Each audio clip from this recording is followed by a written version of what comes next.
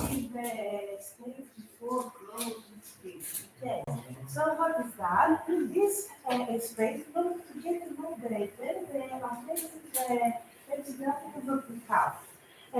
So it's a moderated system. Let's say that we're going to make a bit better graphics in the personal life. And AIESEC and Characters have already questions about this space. So, are you ready to welcome our amazing MCP?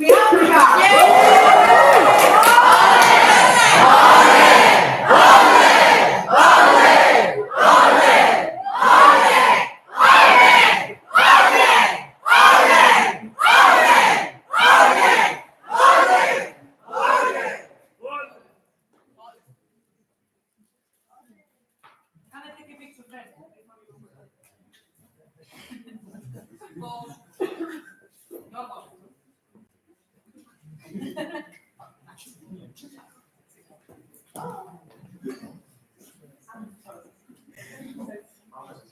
Amazing. So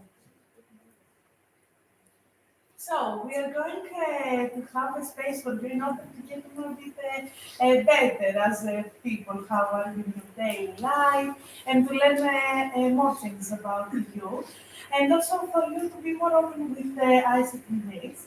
And we will start from Elsiates. So Elsiates, you can start with your questions that you have. Thank you. Hello from LC Athens. We want you to know that we are very proud for you that you are showing your power, and we wish you luck for the next process. So our question is, how do you build consensus among people with different opinions? Greek. Okay. So can I translate consensus? Mutual agreement. Very simple. Did you understand the question? Okay, you can just answer, you don't have time to answer, or whatever is ready, you can answer. Yeah. Okay. So how do when two people don't agree? How would I mediate that? Okay. I don't know. It's really easy in my head because you just make them talk. Like no, not like this necessarily, but try to make the two parties, the two people, understand that okay, it's one thing to not agree on a matter, but it's mostly about how you approach it and respect that. So I would want for them, okay, ideally to reach the same conclusion and challenge, but that you cannot really impose or force to someone. So my view on that is to at least like try to guide them in a way that they respect each other, they understand the views of each other, they're willing to at least. And the final outcome is up to them. It's not my job to make two people decide something. Nice. For me, actually, it is more interesting when two people in a team don't agree with each other. Because if a team can work through that, it really is a team. So for me, it doesn't matter so much to make two people agree if they can work together, if they're friends with the same goal and the same purpose, and if at the end of the day, as George said, respect each other, and most of all, respect the team and the vision of the team. And in order to build that, in order to build the understanding and the respect between people that can disagree while representing the values of IESEC, it is important to start from the beginning to understand each other, understand why each person is there, what motivates each person, what each person wants to achieve, what is the past of this person, the experience they have, not only in IESEC but also in their life in general, and why they're acting right now based on these experiences. And all of this, of course, develop emotional intelligence to people and the opportunity to actually understand deeper the other person. And I believe that when you have that, you don't criticize, you don't judge, you just respect that there are other people that have different opinions with you, and you can work with them because the greater purpose and vision is above anything else that might come to your way. So I try to build on this basis in order for the people after to work as best as possible with each other. Nice. And the second question from AIESEC. Hello, good luck with the process. We'll start. What's the decision or action you regret the most, and how did it affect those around you, and what did it teach you about yourself? Do you want to repeat? Generally, not That's us. nice. Okay.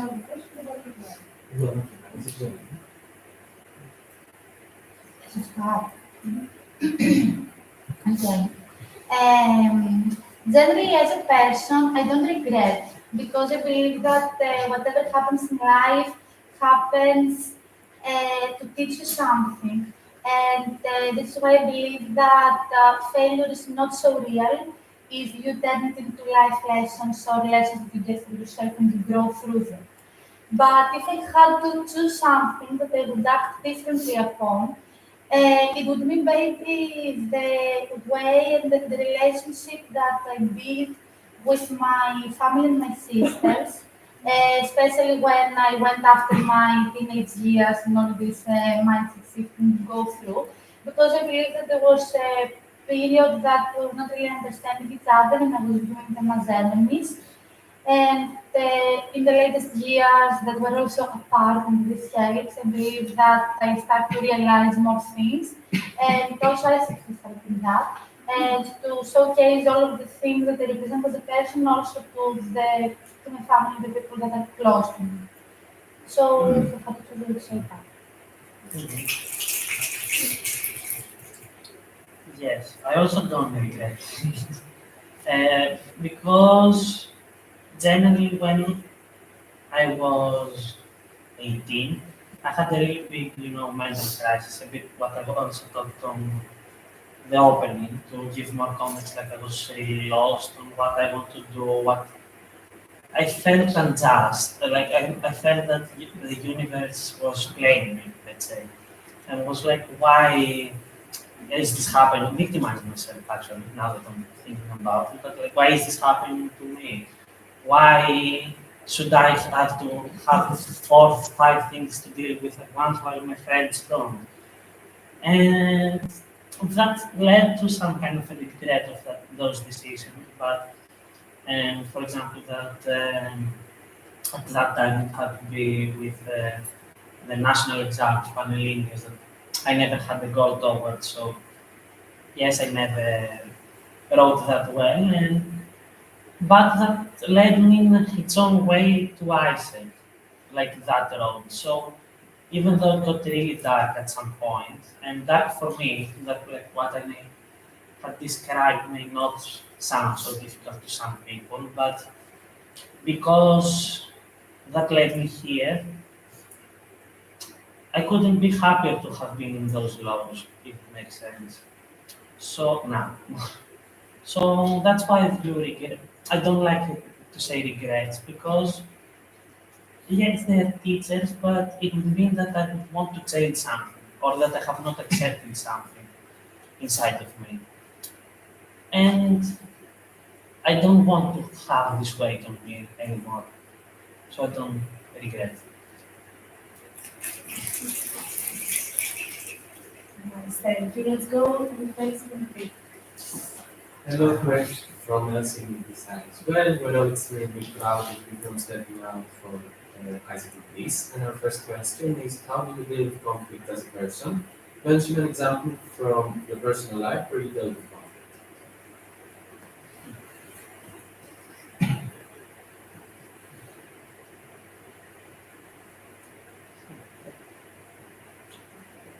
Okay. Conflict again, I really like conflict because it sparks something new. Like whenever two people oppose each other in a friendly way or something, then something beautiful gets born. And that's the beauty of, let's say, competition in a way. But on conflict, I think the only major one I can think of, it's more internal, I would say, because I have not been in a very heated debate with one, but um, like the biggest one was telling to my parents, being afraid of telling to my parents that I want to continue in ISEC.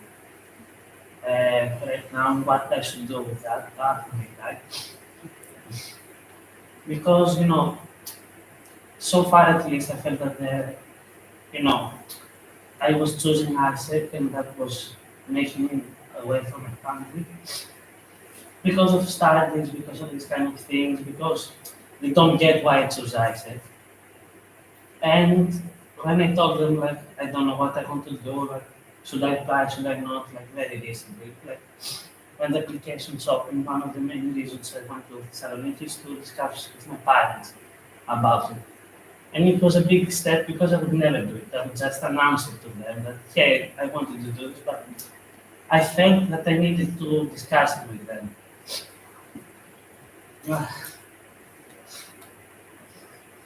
And they supported me so much in this.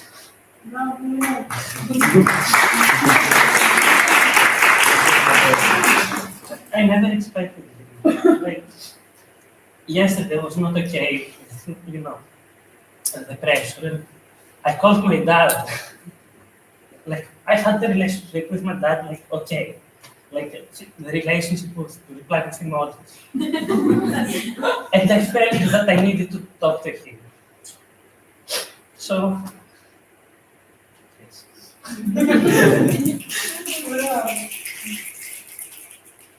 I don't know what to say after this. Okay. To be honest, it's very interesting because my reaction to conflict varies based on the situation that I'm in. In ISEC, I'm very welcome to it and I know how to manage it because I know that I'm surrounded by people with the same value system. With my friends, not the current ones because we don't fight, but the friends that I had in my past, I was always the person that they would not lower my standards no matter what, and I would not give a second chance. When it comes to my sisters, I am the person that at the end of the day will back up because I just am the older sister and I need to be the bigger person, let's say.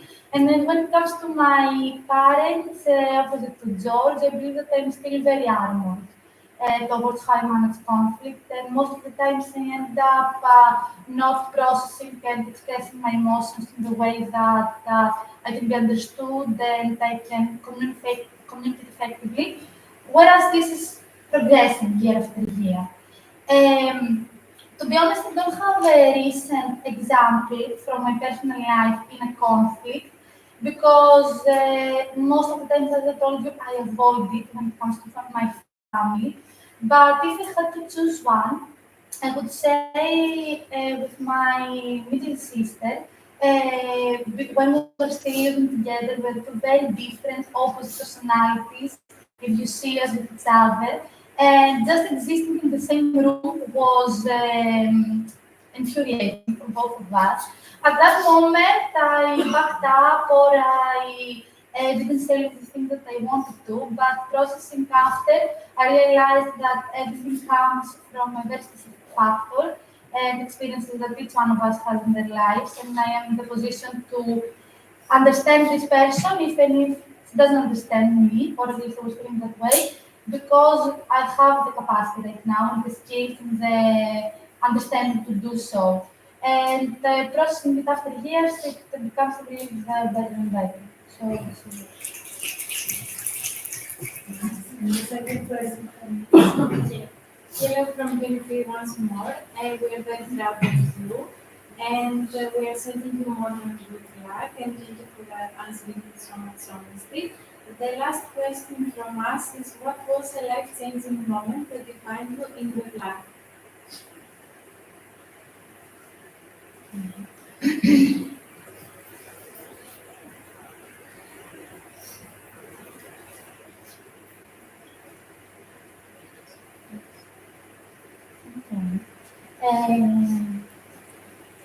I will say the first one that came to my mind, since you also congratulated us for our honesty.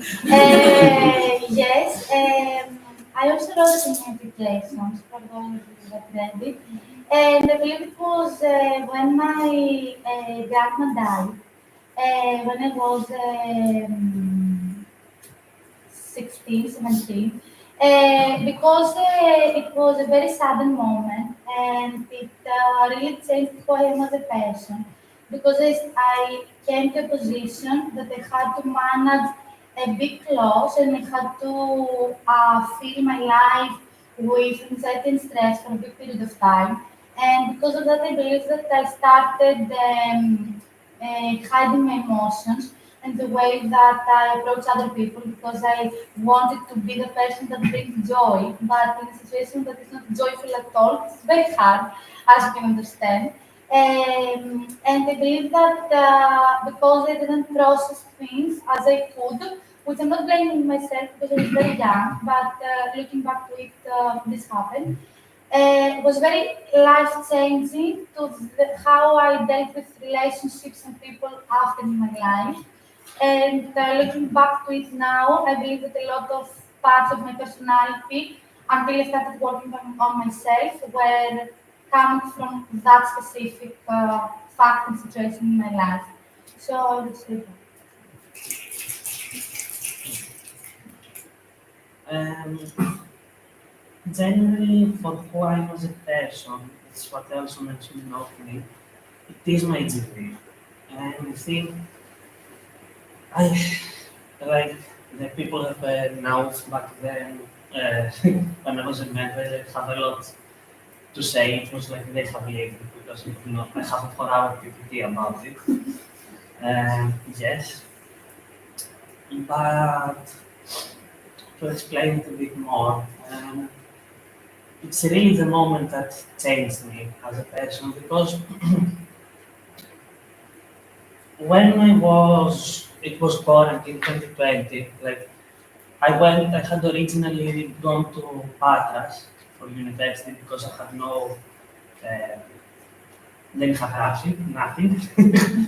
And my past geology, which I said geology chose me, not I could not go somewhere else anyway. So, like even the night I learned that I had to go there, like I was out with my very friends and those people, and I got while I was just drinking. Um, Actually, I will say this one.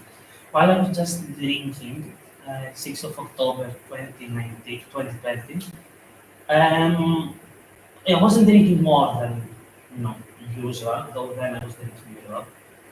And I just remember getting dizzy and then feeling like this and waking up at my house with wearing all my underwear and my watch for some reason.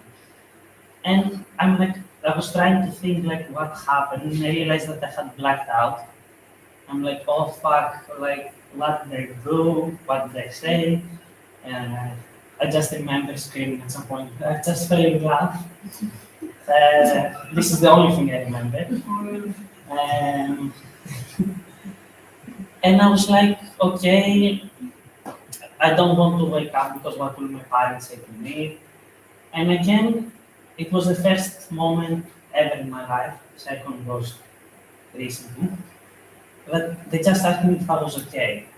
And I realized at that point that they were not mad at me, they were just worried, cared about me. And they were really into a point of my life where I lost my friends, my like best friends of mine that we had as company for 6, 7 years at that point. That because of who I had become, decided to leave me. Like the people I realized that were truly there for me in that period and that always care for me endlessly were my family. And I remember like having so many discussions about my best friend, like and how she betrayed me with my grandma, and how she was like, I think it's. But she would point out where I was also wrong. Like we have this kind of relationship. And through these months, like because it was the second quarantine, how when I went up to them and after I saw the email of go to volunteer in Egypt, and I just chose Lithuania, like I told them, hey, I'm thinking to do this. And they were like, sure, go for it. And how that led to a life-changing movement. So, again, the laws.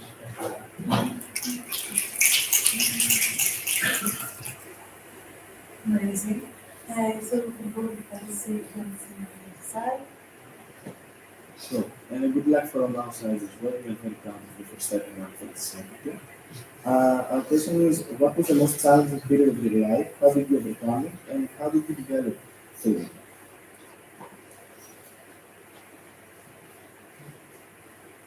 Okay. Uh,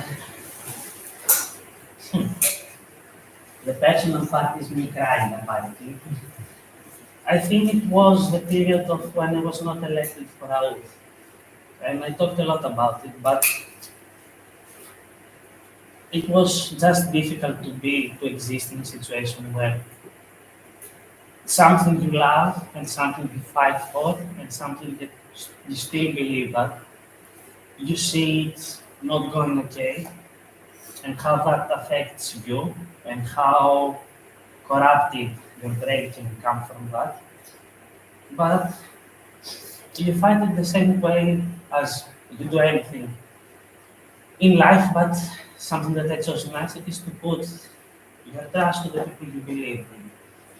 And in that case, that was Nicholas, my friend, then my successor, my EP, the trust the process kind of vibe in ISEC. So that moment, like, it was really challenging because, I was having thoughts that I knew I couldn't have, right, or I shouldn't have, but at the same time I didn't want. You out of all the people asking.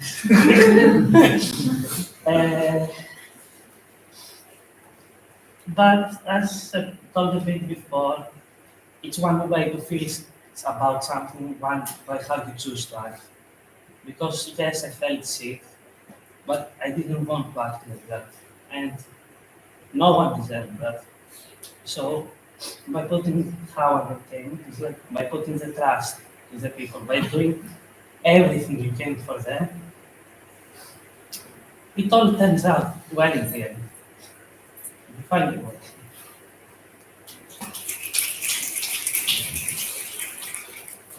Nice. I think that I will add on what George said. It was not the most challenging period of my life, but I talked a bit about that before. So I will add to George's story that throughout that period it was the ICP that I had to make a very important decision. And from my side, it was very challenging because I couldn't stop blaming myself and turning the weight on me for things that I could not maybe manage differently or I could not impact directly. And the hardest part was seeing people around me being hurt or not being themselves or not acting for what I know they can achieve because of decisions I made, let's say. And especially when these people are becoming more than friends to you, and you connect on so many different ways, it was very hard and very challenging. How I overcame it,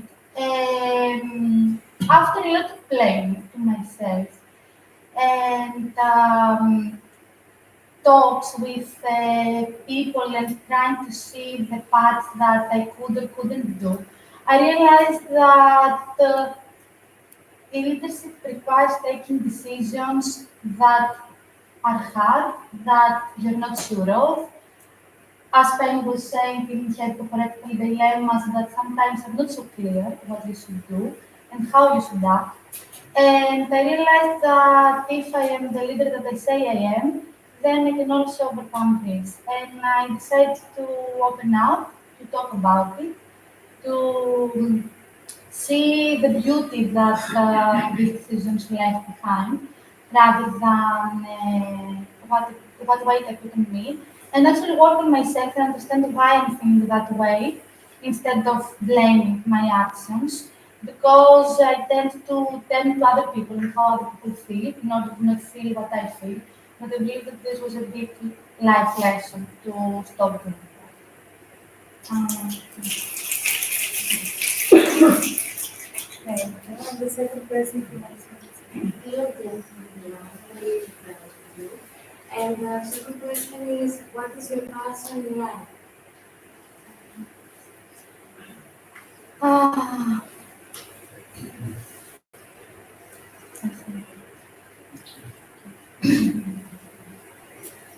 okay. Since I was a kid, I also maybe through the environment I was raised in, I always wanted to be the person that will change things, but on a practical way, not only on, let's say, one small action that you can do. And after a lot of thinking for this question, because it is a very common question that we ask ourselves, we reflect on, I realized that my passion is to actually see the change that I can bring to people around me and to the world around me through very simple things, through things that maybe we do every day or through major decisions that we take. Because I want to have a meaning behind what I do and behind who I am as a person. And I believe that this is also very connected with why I stay nice after all those years in the organization. Because I have found a way to put my passion into very practical environments and actions we take every day.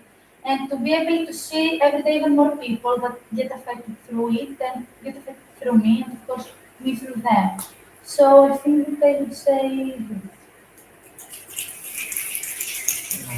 I think in about I think the biggest passion I have and the one that affects me the most is music, but not necessarily the top of the iceberg part of it.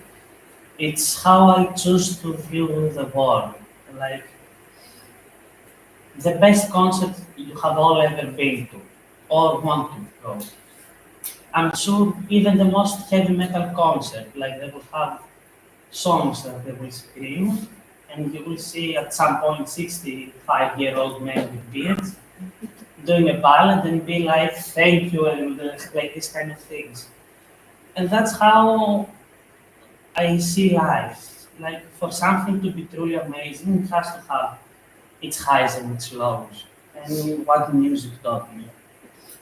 And it's also seeing the passion and how things get connected more easily. For example, I really associate memories with music. So one reason why I'm always with one headphone is that generally the things I listen to or what happened to me is something that, you know, uh, I really want to feel and associate and control my emotions through this kind of thing. And the best part behind is that if you know how to play music, it's okay. I'm not like on many instruments. I'm self-taught, so I'm not that good in theory. But it's amazing how the stories you can tell. Like I also have a big bucket list in nice to have a session with other piano and guitar. Still have not figured the logistics. Not karaoke session. But the beauty behind that kind of color added to what when you speak or when you think, it's something that is really unique and beautiful to me that I need daily in order to function as a human being. For the biggest part of growing up, actually, I wanted to pursue music as a career, but I realized it too late in my life, so I didn't have the necessary, let's say, training for that. But still, it's something that it really gives me a lot of energy. I really, try to associate with. Like, even if you next time you see me work in a session and I put the song has a very specific reason on why it's being played. It's not Casey playing, this is called playing for emotional. So it's about connecting things on deeper level, let's say.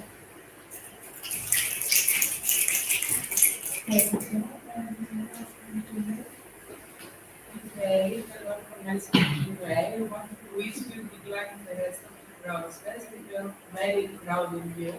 So the first question from our side is, what do you think is your most misunderstood trait?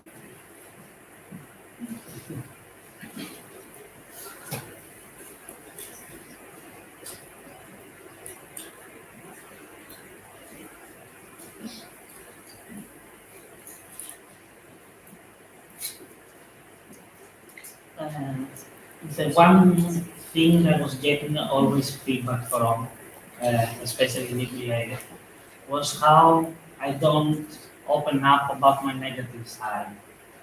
And because I'm always so happy, so positive, so this kind of things, and this as a state of mind. And for me, like, it's the most misunderstood part about it's not based on delusions, if you don't like that I'm happy, it's just I choose that.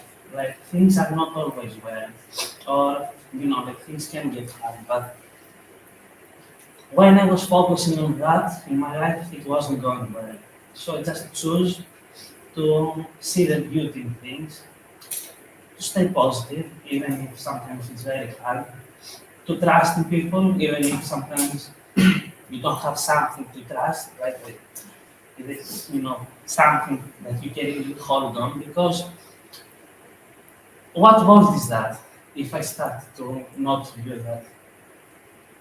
Like, I want to live my life being happy and doing the things that I want, and to have as less of burdens in me. Why choose to have and hold to more things? Even if it's a big delusion sometimes.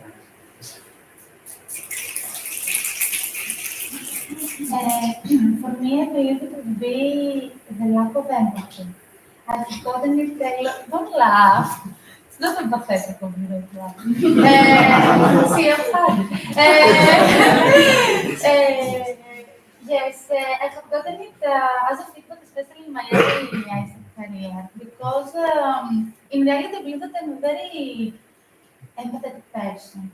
But if I don't control the empathy that I feel and the understanding that I have of the other person's position, it will lead me to care so much that I will not be able to function.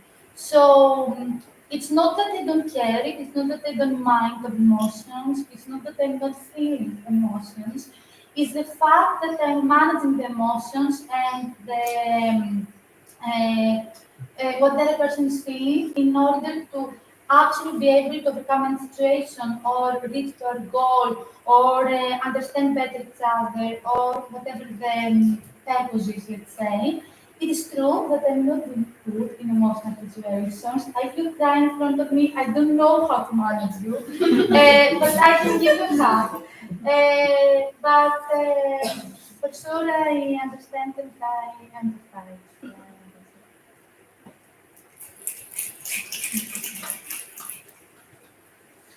Second question for Rachel today. Good luck from my side. So you keep so many comments. What is one value you will always hold on to, no matter the circumstances? I also mentioned it in my opening, and for me it's friendship. I put my friends above everything, and if it's very hard for me to call a person a friend, and when I do, I really mean it, because for me it is the people that I will have in my life no matter what, and I will love even if they hurt me deeply. This is what a friend means to me. And there are a few people that I call my friends in my life. A lot of them are also in this room. And I know that no matter what else is happening, this is the thing that will always come first, no matter what is going on, and no matter what I have to deal with. Even if I have to put some other things down or some other things behind, because people are what you have left in the end of the way, in the end of the day, and I want to invest in the same way that people are investing and are supporting and are growing me as well. So, And ACO. Thank you.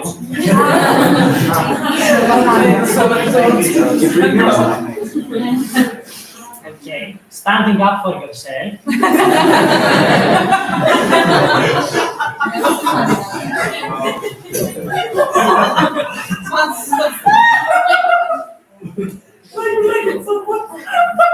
This makes me feel good now. So why Okay. is human? So, okay, and I think the one value I always hold very close to my heart, it's being yourself. And I was taught that in ISEC when I was a member. And come on. And it's something that for some reason I always forget and get reminded of in different ways. And it's really beautiful to see how life brings me at least back to a realization that fuck, so long I wasn't myself. That's why I was here. And it's something really important that I also realized in this term that and how I also want to live my life is to let's say if you are authentic to what you want, to what you say, who you are, and if you are yourself and believe that, then that's the best version of you. And the best thing you can do for yourself, A, B, for the others around you, and C, for whatever else you want to do. Because, I don't know, when I see myself when I'm truly not thinking about it and I'm just having it, it's also the times that I'm feeling the best or I'm feeling most proud or are the memories that I view my most confident self or my most achieving self.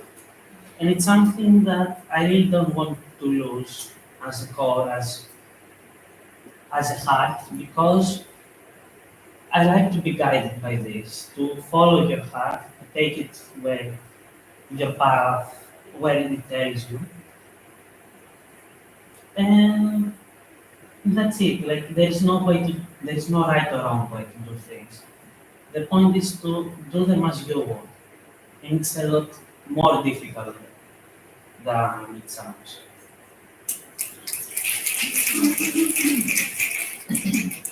Now we can go to I like it. ACO.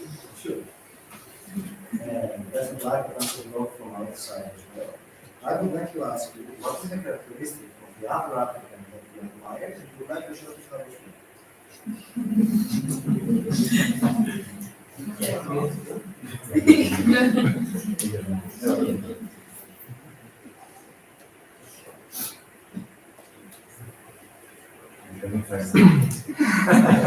Resta tudo. There's a very big list, that's why. Né?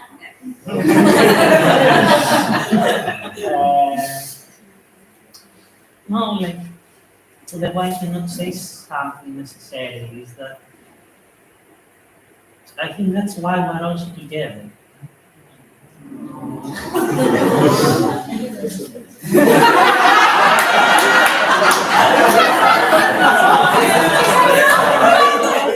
Okay, and I can explain.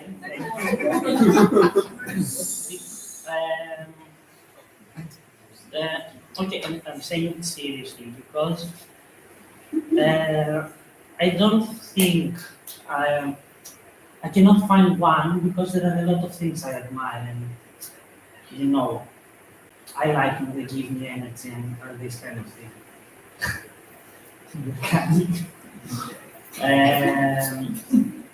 So I cannot choose one because I don't want to have to only choose from one.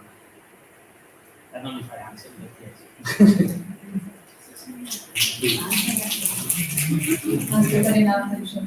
No, nice. I think it's the way that George is. He has a very unique talent of calming me down when I am when I'm not processing things as I could, when I'm overwhelmed, when I am in locked mode, I have to finish this job right now, and it's like the work is not there. More also to personal things rather than ISIC stuff, of course. And it's a very unique talent, actually, and it's more personal. I mean, he also has this talent towards other people. But if it's choose, I would say that.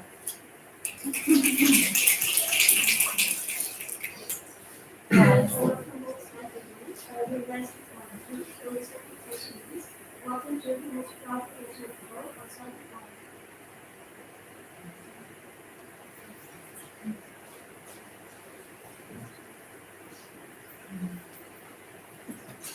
This is a question actually that I have thought a lot of time, and it will be very correct with the previous one.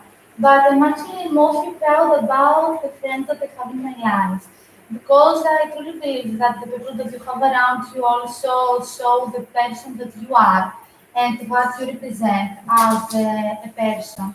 And I'm really proud that I have been able to grow myself, develop, change a lot of things that represent me, and at the same time see the same people around me or see people that are changing, and I'm able also to change through them, and that in the end of the day are helping me grow instead of holding me back. And I think that this is something I'm really proud of, and it is a privilege to have. So this is what I would say.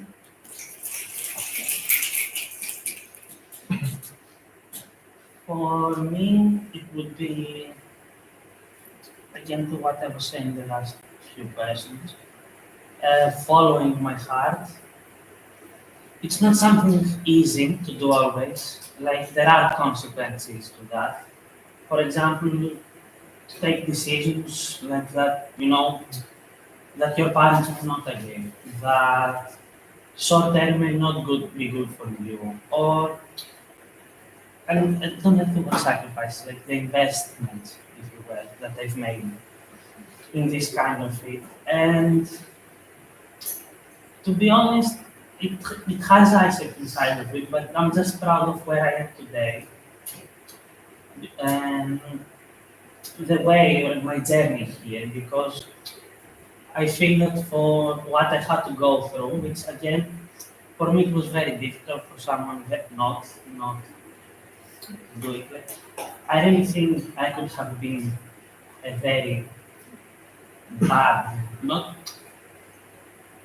I could be a very different person right now in terms of values, priorities, who I am, and the fact that I was able to hang on to some traits, even when losing them, and to find them back and see that's something that will always be, keep doing that because right now you feel happy, and that's your goal.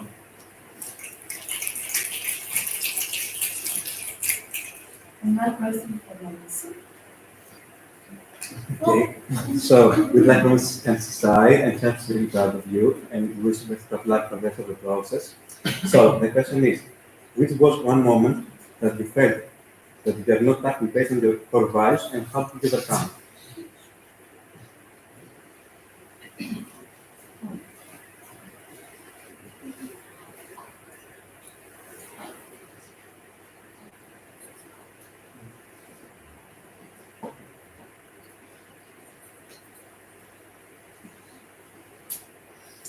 Anything if you want.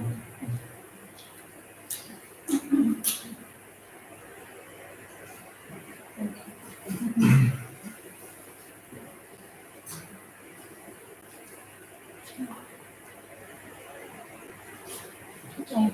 I will actually say the most recent one that comes to my mind, which is from my MC experience. I mentioned to you before my core values, which has to do with friendship, ownership, and leadership. And for me, going from a team that I really love to a new team, which was very diverse, with very different personalities, different goals, different ways of working, and what we were doing actually was a bit difficult to find my place and who I am now as a leader who represents ownership, who represents leadership in the way that I define it, and represents also friendship in all of this. And I think that in the first month or so of my MC experience, I was really trying to find the person and the leader that I am in the MC and in ISEC in Greece. And it was a holistic, personal journey. It didn't have to do with external factors, let's say. And I don't believe that I acted against my core values, but I believe that I didn't represent them 100%. I was not the leader who is challenging others and inspires others the way that I know I can, the way that I did the months to come. And I was afraid, let's say, to represent the different perspectives, ideas, ways of own perceptions, let's say, I had about things, which for me also represents ownership, because I was not sure how other people would react, what is my role and my position. And in all of that, I had also to balance friendships and other relationships in my ASIC journey. So I think this was the most recent time that I didn't represent my core values 100%. After thinking, I think it's also from MC experience, okay, the most recent one. And for context, the previous year, let's say, within the MC team was a bit rough after a point. And more in the personal relationships of the team. And I'm still close with a lot of people that have very different opinions and, things about my leader, Zeta. No, don't do this. And it was really hard for me to balance that in my head because to balance two opinions of two people you really admire, two, three, four, does not matter, but and how again that can affect you and for you to not know what's truth and what's not after a point. And I got myself being more judgy and more unfair and more, not giving a chance and not so trusting as I wanted to or as I could have. And that resulted also to everyone around me, but that also after a while affected me for sure. And how that affected my experience. And when I realized that, okay, whatever the point may not be the truth, to find the truth, or to not find it, but it's what I'm going to do for this moment now. And ever since I realized that in this too, okay, I understand that even if things were bad, that, let's say, we need to forgive people and we need to give chances. Sometimes in our heads more than one, two, three, four. And at the end of the day, it's worth it because the more you give, the more you take. And it was really hard for me to start giving. So I think that's the moment where I did it. October, I think, September was very difficult for me because of that. But, talking about it, being open and as vulnerable as you can be about it, discussing these kind of things, I think that's what helped me through. And at the end of the day, recognizing that you need to put your trust in your love and your passion towards people that act the same, and that will come back to you.